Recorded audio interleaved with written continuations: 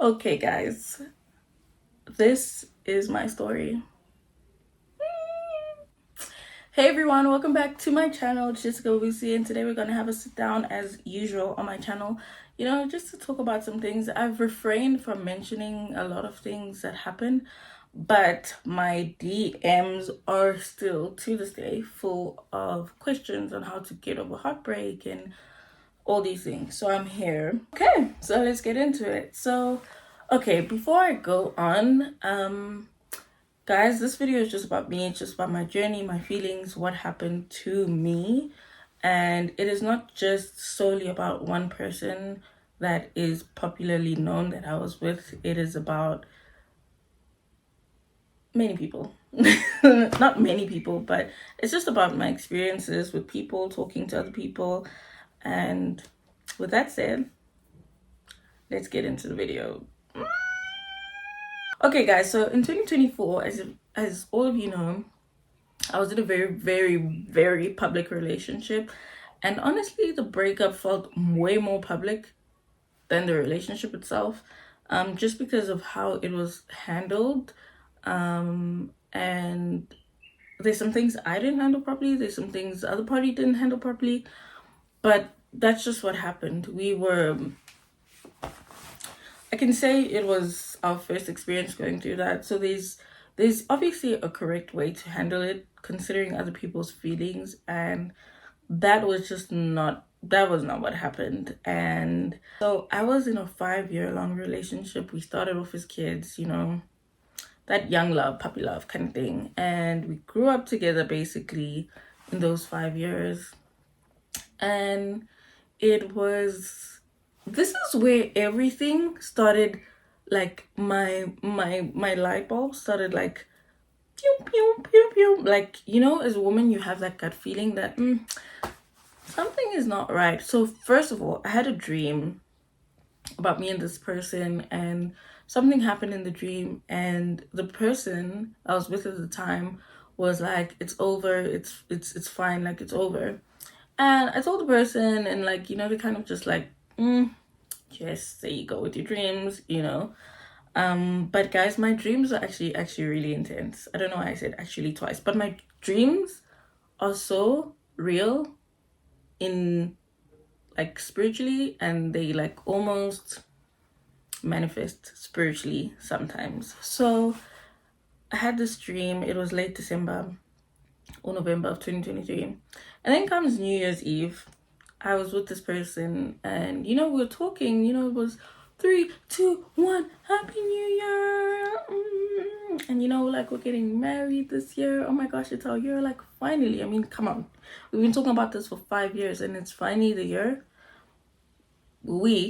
I was so excited. Looking back in hindsight, I realized the hesitation. I felt the hesitation that he was having. Like, you can feel when someone is like, yeah, I'm so excited. But I could feel that something was off. And literally 2 days later, after New Year's, was the time there was a conversation and I was broken up with. This is, again, not to bash this person in any way. We both had faults in our relationship, which led to its end. But guys, I was left on the floor crying, and I was just in disarray, and I didn't know what to do. And I remember a key moment when it was, I think, the next day. Well, no, that same day. No, the next day was a Sunday, and I didn't go to church. The other person didn't go to church, and my dad was like, what's going on? Like, you guys have things to do. And I was just like, Dad, this is what happened. And he was just like, it's okay, I'm coming home. And he comforted me so much. I was with my mom during the time, and guys, the healing that happened afterwards was so intense. Like, my family got me into therapy immediately. I went to a doctor because I needed sleeping pills. I couldn't sleep. It was just a very hard detachment, because you've been with this person for 5 years. Now, a popular misconception that people have is that, oh, you break up, so like, yo, he's a bad person. If I was with someone for that long, clearly they're not a bad person. They were bad in their actions at the end. But to me in those 5 years, they were not a bad person. And even till this day, I do not have any beef with the person or their wife. Like have nothing because I'm healed. But anyway, that year was really hectic. I dealt with things I wasn't supposed to deal with because of how I dealt with the breakup. Um, I was, especially because the breakup was so public and everyone knew about it and everyone was looking for my new person and everyone was waiting for me to move on and have that love story. It didn't happen for me that way. It did not happen for me that way. Like, it was such a, like, I had such a hard time trusting God because I was like, okay, but you gave the other person a person. What about me? You know? So I fell into a place where I was in desperation for like a connection, companion, where I was in no space looking for that. I had no business looking for a new relationship, but I did. It just sort of happened. This person was at church and they were doing some things in church, and um, hmm, you know, when you are in a state of heartbreak, your mind is not thinking properly. You're like everything.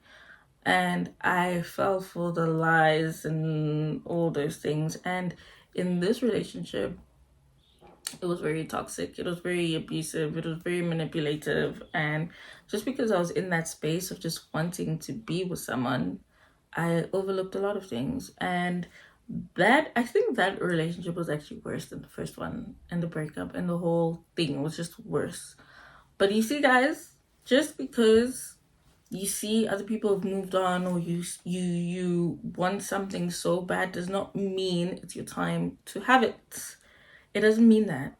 It just means that you need to focus on yourself. You need to, you know, learn yourself again, because you become so merged into people and you can forget who you are. Because I spent like 5 years building someone up, helping someone, and even forgetting myself in those times, you know. And you know, even building a platform where we were sharing things about our relationship or whatever the case was, those ideas came from me because I really believed in social media. I really believe social media can change someone's life. I really believe if you do it the right way, it can even set you up for life financially.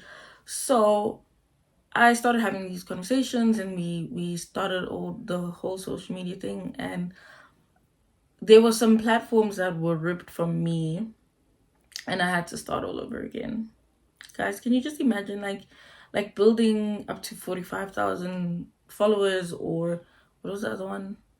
Oh, the other one is even worse, and then all that is taken from you.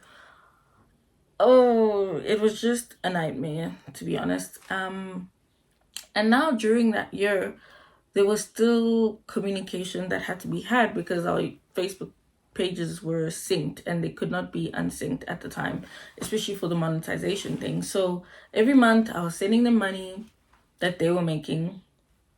And to be honest, funny enough, I think that helped me in my healing, because I was just okay. I was just okay with the whole process. And honestly, when someone moves on and you see them with someone else, for me, that is like, I immediately just like, okay, it's fine. Do you, boo? It's okay. So we have to be in communication for all that time until finally things were separated. So you can imagine that. But I think it was just such a good thing, actually. Now looking back in hindsight, it was a good thing that I could talk to the person and not feel anything. For me, that was a good thing. So throughout that whole year, we still had to be in communication, which is not how any breakup should go. But it was what it was. I wasn't going to take food off of someone's table just because I was feeling petty or I was mad that you broke up with me. Like, no. I was like, no worries. It is what it is. Like, what can you do? So, whoo, guys, fast forward. I really tried to take some time with God, even though there was still this toxic relationship going on and off, and I was being lied to and all these things. In that time, in that space, was the time I was really broken when I got into another relationship, and I was the second relationship after I just broken up.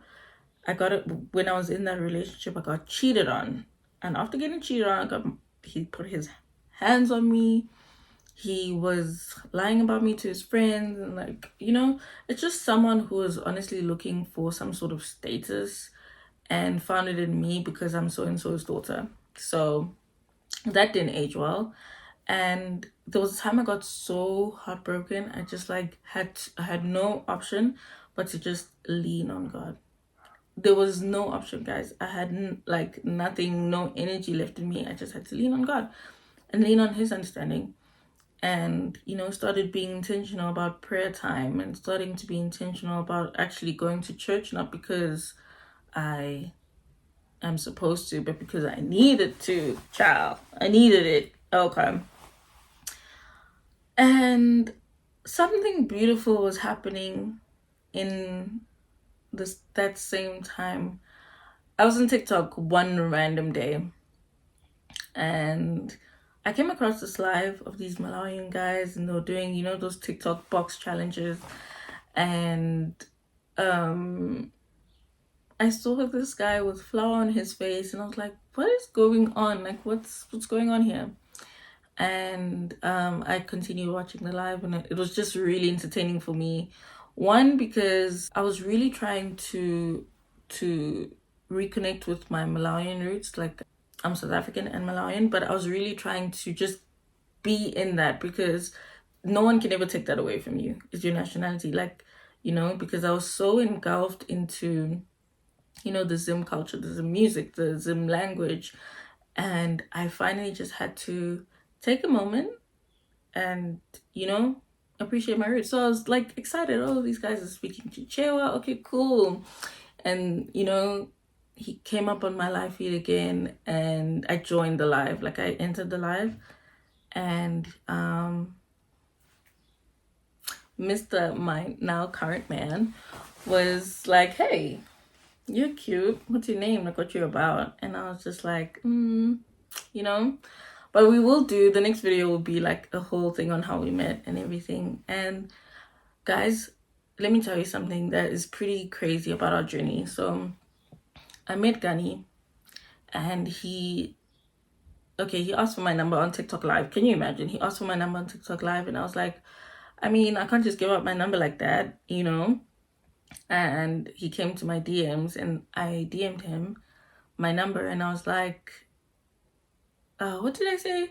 I gave him my number, and I was like, use it wisely when I DM'd him. And that is the thing we talk about the most. It's just so funny. I was like, use it wisely, and he did. Okay. So we started talking. The first conversation we had, he was so just strong in his energy and very masculine, and he had guts. He was like, I can talk to your mom. Like, I don't mind talking to your mom. Like, you can give her the phone now. And he spoke to my mom on the very first conversation we ever had. And yeah, you know what, guys, this is just what happened in a 2-year timeline. But at the end of the day, it was all God. I wouldn't change a thing. I wouldn't change even how the first person dealt with it. I wouldn't change with the other breakup. If I had to go through all of that again just to have who I have now, I would go through that all over again. I would trust God all over again, because now I'm in such a safe space, such a safe relationship, such a safe person. I always said, like, I'm never gonna post a guy again until I'm married, but I changed my mind, because that's how much I trust this relationship, and how much I trust that God, this person is just for me.